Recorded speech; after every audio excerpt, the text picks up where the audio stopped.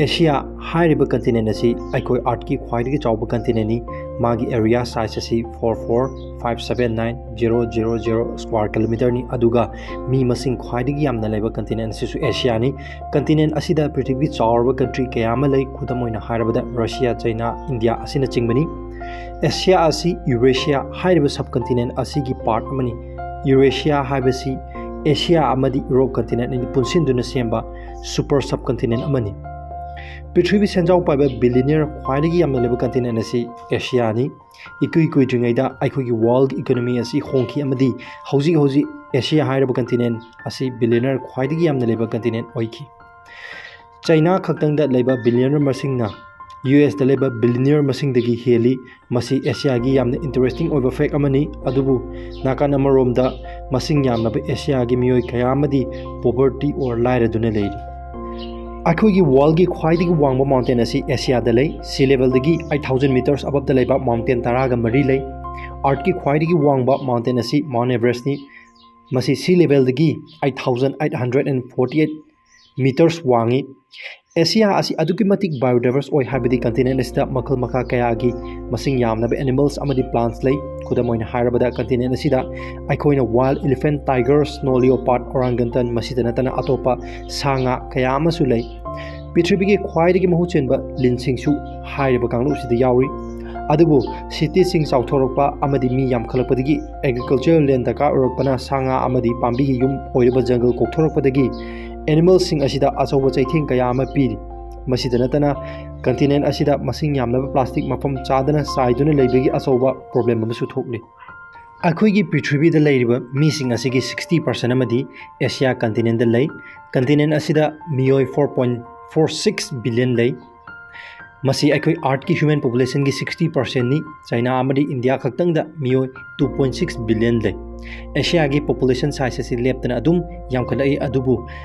expert सिंगना country सिंग असी चाखुलअलबा मतुंग develop तौरलबा मतुंग population असी हंथरकनी हाइना एक्सपर्ट सिंगना थाजे एशियन कंट्रीज खरदा इंसेक्ट खरा अमदी अहावबो चिंजाक अमगुम चाने मरुओइना साउथ अमदी साउथ ईस्ट एशिया रोमदा बुद्धिज्म चटपा बुद्धिस्ट मियोय मिलियन चौंगा दगी हेना लै अदुगा थाईलैंड की पॉपुलेशन 95% अमदी बुद्धिस्ट चटपा ngakta ओय अदुबु कंटिनेंट असी हिंदुइज्म अमदी इस्लाम रिलीजन चटपा मियोय सिंगसु अदुकी मतिक यामना ले एइखोइगी वर्ल्ड अपुनबगी राइस और चेंग और चाक की 90% अमदी एशियन कंट्रीज सिंगना चाइ राइस असी कंटिनेंट असीगी यामना मरु ओइबा चिंजाक अमनी एशियन कंट्रीज खरदा राइस और चाक असी ब्रेकफास्ट लंच अमदी डिनर दा चाने एशिया कंटिनेंट असी 49 कंट्रीज लै और एशिया कंटिनेंट असी 49 कंट्रीज ना पुनसिनदुना सेमबनी हाइबनी साउथ अमदी ईस्ट एशिया कंट्रीज की मियोय कया अमदी लैक्टोज इंटॉलरेंट ओय हाइबदी मखोइसिंग असी लैक्टेज हाइरिबा एंजाइम असी यावदे नत्रगना चांग याम नेमना यावी मरमसिना मखोइना संगोम और डायरी प्रोडक्ट सिंगदा यावबा लैक्टोज हाइरिबा पोषक असी तुहनबा ngamde हाइना हाइने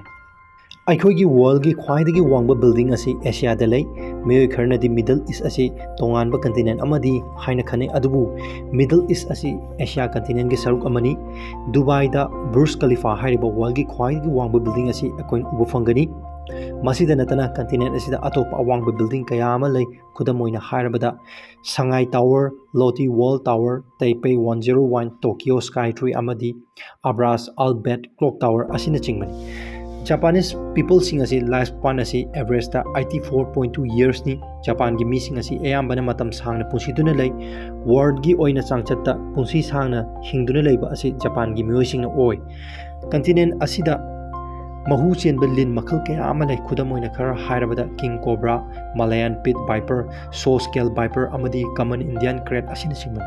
एशियन पॉपुलेशन की 50% अमदी मखोगी लिवर दा अल्कोहल बु मेटाबोलाइज तौनबा एंजाइम यावदे और यावबुसी यामना नेमना यावी तंगा ओइना ngangnaba लै मदुदी एशिया की मीसिंग से अनमना अल्कोहल से फजना हैंडल तौबा ngamde हाइरा मखोइसिंग असी साइंटिफिक बैकअप दरकार ओइ हाइना सो हाइने साइंटिस्ट सिंगनासु थाजै मदुदी एशियन सिंग असी यु खरा थक्सिन खरबा मतुंग मखोइगी माय असी nangsilakliबasi मखोइगी लिवर दा यु मेटाबोलाइज तौनबा एंजाइम से नेमना यावबगिनि हाइना चांगचत्ता IQ khwaidgi वांगबा टॉप 3 कंट्री असी एशिया कंटिनेंट लै सिंगापुर साउथ कोरिया जापान हाइरिबा कंट्री अहुम असी प्लानेट असिदा हाईएस्ट एवरेज IQ लैबा कंट्री सिंगनी हाइरिबा अहुम असी